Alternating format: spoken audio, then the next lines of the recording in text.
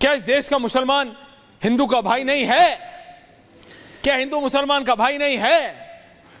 तो घर जलाने की क्या जरूरत है? आपको सरकारों से गिला है, आपको सरकारों से नाराजगी है, आप लोगों को मार रहे हैं।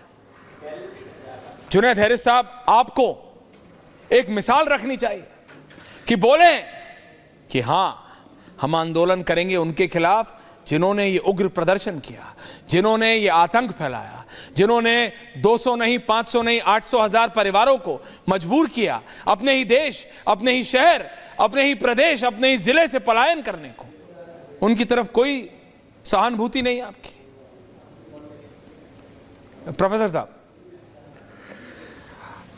पहली बात तो मैं आपको ये बता दूं कि स्वामी जी ने जो सवाल उठाया है बहुत ही जेन्युइन सवाल है वो, और मैं 110% उन लोगों के साथ हूं जो वहां पर बेघर हुए हैं।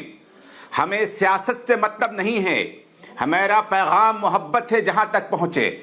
इसका मतलब ये नहीं है कि ममता बनर्जी के फेवर में हम बात करें या किसी दूसरी पार्टी के मुखालफत में बात करें। मामला ये है कि जिसको भी एडमिनिस्ट्रेशन की गलती की वजह से, मैं इसे मानता हूं कि सड़क पर आना पड़ा, और मुजरिम हिंदू हो और मुसलमान हो इसमें तौल कर बिल्कुल नहीं देखा जाना चाहिए। मैंने जहां पर भी बोला है, मैंने यही बोला है कि मैं उन मजलूमों के साथ हूं जो कि सड़क पर आ गए हैं, जिनका घर उजड़ गया है, जो कि कत्ल हुए हैं। जाहिर सी बात है, इसमें कोई शक नहीं है भाई। इसमें बहुत जेन्युइन बात उन्होंने कही है अभी कि वक्फ का मामला गवर्नमेंट ने मुसलमानों के साथ अत्याचार किया है।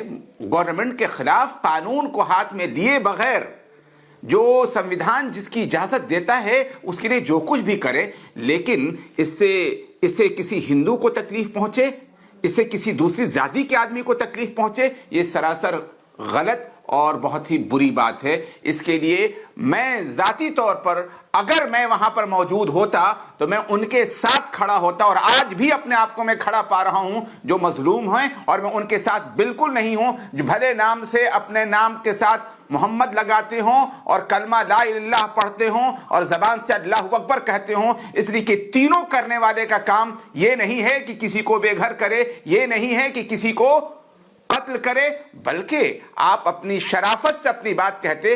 और मैं आपको बता दूं कि वक्फ का भी जो मामला है, मैं आपको बता दूं कि मंदिरों की जमीनों पर भी कब्जा है। मैं फेवर कर रहा हूं कि गवर्नमेंट उनको भी छुड़ाने के लिए, इसके लिए वक्फ भी अपने साथ मिलाकर के लड़ाई लड़नी चाहिए, न कि हिंदू और मुसलमान बनाकर के इस मामले को उठाना चाहिए। बिल्कुल स्वामी जी, मैं आप इस सिलसिले में मैं बिल्कुल आपसे सहमत हूं और आपके साथ हूं। मैं कुछ कहना चाहता हूं। हाँ स्वामी जी, उसके बाद I have to open the date. Siddharth wait कर रहे हैं। मैं चाहता हूं कि सिद्धार्थ भाई 2 मिनट रुके और 2 मिनट सुने, क्योंकि ये राजनीतिक नहीं है, ये हम लोगों का दर्द है, और आप सब लोग भी हमारे भाई हैं, और आप सब लोगों को उस दर्द को समझना चाहिए। उस दर्द का मर्म ये है और उस दर्द के मायने ये हैं ऐश्वर्या भाई, कि क्या गलती है उन लोगों की जो इस वजह से सफर कर रहे हैं, जो बच्चे यतीम हो गए। अगर कोई टीएमसी के भी प्रवक्ता बैठे हैं तो पूछिए, आपसे इमामों से मिलने का टाइम है, हिंदुओं से मिलने का नहीं, उन बेघर हुए बच्चों से नहीं, उस स्कूल में पढ़े बेघर हुए बच्चों से नहीं है टाइम मिलने का। सर, हम लोग कहीं दीन ईमान हम लोगों का बचा है, जमीर रत्ती पर बचा है। अगर बचा है तो कहां परमात्मा को मुंह दिखाएंगे? किसके नाम पर ये सब हो रहा है नाटक? किसके नाम पर ड्रामा हो रहा है? जमीन के नाम पर। इंसान नहीं बचा, जमीन भोगेगा कौन? एक व्यक्ति नहीं, जुनैद भाई बोल रहे हैं बराबर है, मगर मुझे लगता है कि यह बात उस जमीयत से आनी चाहिए जो इस पूरे विषय को लीड कर रही है। यह बात वो ओवैसी साहब बोले जो कह रहे हैं कि हम लोगों का सब लुट जाएगा। अरे जिनका सब कुछ ऑलरेडी लुट गया, उनके लिए आपके पास क्या है? उनके लिए बोलिए ना दादा 2 शब्द। तब आप कहते हैं कि हम लोग कोई सरकार के प्रवक्ता नहीं। यहां से लेकर फिलिस्तीन तक की बात हो रही थी तो आपने सड़कों पर कोहराम मचाया, अपने ही देश में भी स्थापित हो गए। कश्मीर फाइल झूठ लग रही थी, बांग्लादेश चल रही है, बंगाल चल रही है लाइव, उसे देखिए ना दादा, और उस पर भी आप सबका मौन होना। वहां पर तो बड़ा संसद में थैले ले जाकर दिखा रहे थे, फिलिस्तीन लिखे, बंगाल पर एक शब्द नहीं बोल पा रहे, संबल पर डेलीगेशन भेज रहे थे।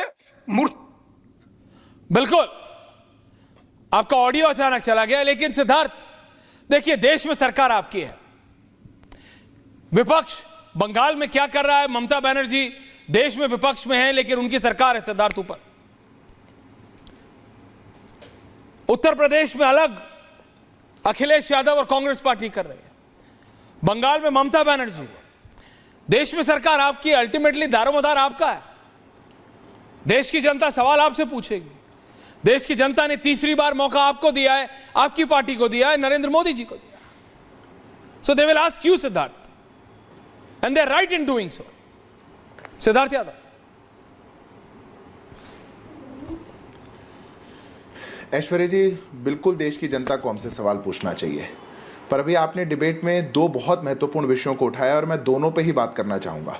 आपने शुरुआती वक्तव्य में कुछ बातें ऐसे कहीं जो हो सकता है कि देश की कई ऐसी पॉलिटिकल पार्टियां जो अपनी राजनीतिक दुकान चला रही हैं, कईयों को पेट में दर्द करने वाली होगी। इस देश के अंदर एक लंबे समय तक कहानी ऐसी चली कि एक इटालियन मदरसन कंपनी थी जो देश को बांटो और राज करो के काम पर चला करती थी। एक हिंदुओं पर गोली चलाओ कंपनी थी उत्तर प्रदेश की, जो सोच लेती थी कि हिंदुओं पर गोली चल गई फिर भी हम सत्ता में आ रहे हैं। लोगों ने बहुत लंबे समय तक ये मान लिया कि इस देश में सनातन को, हिंदुओं को गाली दे दो, मार दो, उनको जो कहना चाहो आप कहो, आप सत्ता में जरूर आते रहेंगे। पर यह समय बदला जब नया सवेरा हुआ और देश का हिंदू भी जागा, सनातनी भी जागा, और आज उनकी दुकानें बंद हो गई। बंद होने पर काम बंद नहीं हो पाया। देश में आज वो पत्रकारों की जाति पूछते हैं, देश में जाति का फितूर इतना बैठ चुका है उनके जाकर के कि वो सैनिकों की जाति पूछते हैं, जो दिख जाए वो उसकी जाति पूछते हैं, और जाति जाति जाति करते करते तुष्टीकरण की दुकान चलाते रहते हैं। आज उस तुष्टीकरण के कारण बंगाल जल रहा है। देश की जनता ने हमको चुना है, उसकी जवाबदेही है।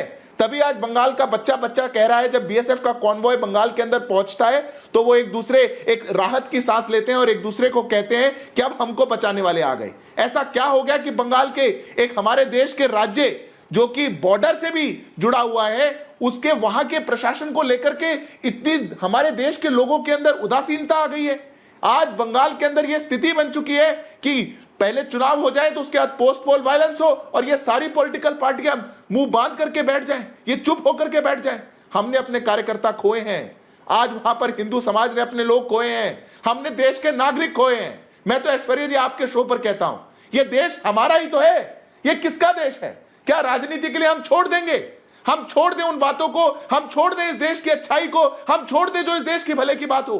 पर या तो जाति जाति जाति करके इस देश को तोड़ें या फिर तुष्टीकरण करके इस देश में आग लगा दें। हमारे को तो जिम्मेदारी दी गई है, और इसीलिए अगर प्रदेश की सरकार सेंट्रल फोर्सेस को ऐसे आगजनी हो जाने पर भी आने का अनुमति ना दे तो कोर्ट से जाकर के हम लेकर के आए। बीएसएफ बंगाल के अंदर, लेकिन सिद्धार्थ बंगाल में जो हुआ वो सबने देखा। सिद्धार्थ जी, बंगाल में जो हो रहा है वो सब देख रहे हैं। सिद्धार्थ जी, बंगाल में जो हुआ वो सब देख रहे हैं, लेकिन अब उत्तर प्रदेश में, बिहार में, नॉर्थ इंडिया में एक ऐसी हवा बनाने की कोशिश की जा रही है कि भारतीय जनता पार्टी सिर्फ सो कॉल्ड ऊंची जाति, एक तो मैं पर्सनली इसके बहुत खिलाफ हूं, ये ऊंची जाति नीची जाति, बट खुलेआम बोला जा रहा है। विपक्षी नेताओं की रैलियां हैं, अरे बीजेपी तो सिर्फ ठाकुरों और ब्राह्मणों की पार्टी है।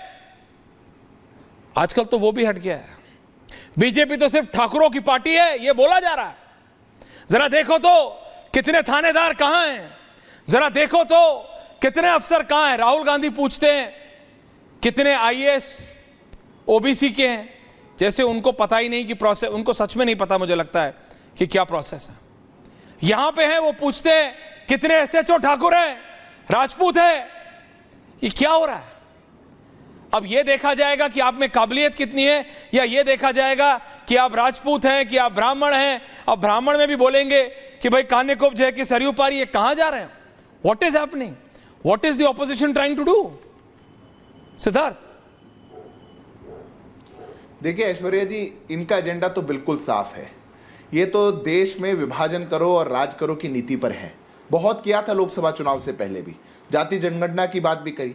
जिन लोगों को 2014 से पहले ये तक नहीं पता था कि ओबीसी का फुल फॉर्म क्या है, राहुल जी से उनने एक शब्द एक बार कहीं किसी पब्लिक रैली में ओबीसी के लिए कहा हो तो मैं मान जाऊंगा। एक शब्द जिस व्यक्ति ने नहीं किया, सडनली उसको क्या हुआ कि उसको जाति जनगणना भी याद आ गई, उसको पिछड़ा भी याद आ गया।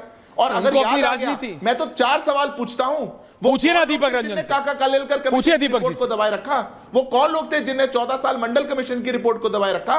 वो कौन लोग थे जिन्होंने 27 साल तक एनसीबीसी को संवैधानिक दर्जा नहीं देने दिया? हम लेकर के आए एनसीबीसी को संवैधानिक दर्जा देने का बिल। और ऐश्वर्या जी, आपके दर्शकों को मैं बताना चाहता हूं, इन सब पार्टियों ने उस पिछड़े वर्ग को संवैधानिक दर्जा देने वाले बिल का संसद में विरोध किया। क्यों किया? नीट में नहीं मिलता था रिजर्वेशन, एम्स में नहीं मिलता था रिजर्वेशन, आईएम्स में नहीं मिलता था ओबीसी का 27% रिजर्वेशन। हमारी सरकारें लेकर के आई। क्या करना था? यहां से तो ओबीसी कहना है और आरक्षण चुरा। दीपक रंजन जवाब दे रहा है आपको। नहीं, दीपक रंजन, दीपक जी, ये आप सडनली ये दलितों की राजनीति, आपको क्या फायदा होगा ये ठाकुर वर्सेस ऑल करने से? आप ओवर टाइम कर रहे हैं। इतना ओवर टाइम अगर आप देश की जनता का, अगर आप इतना ओवर टाइम देश की जनता के उत्थान में लगा देंगे तो सचमुच आप बीजेपी को कटघरे में खड़ा कर पाएंगे।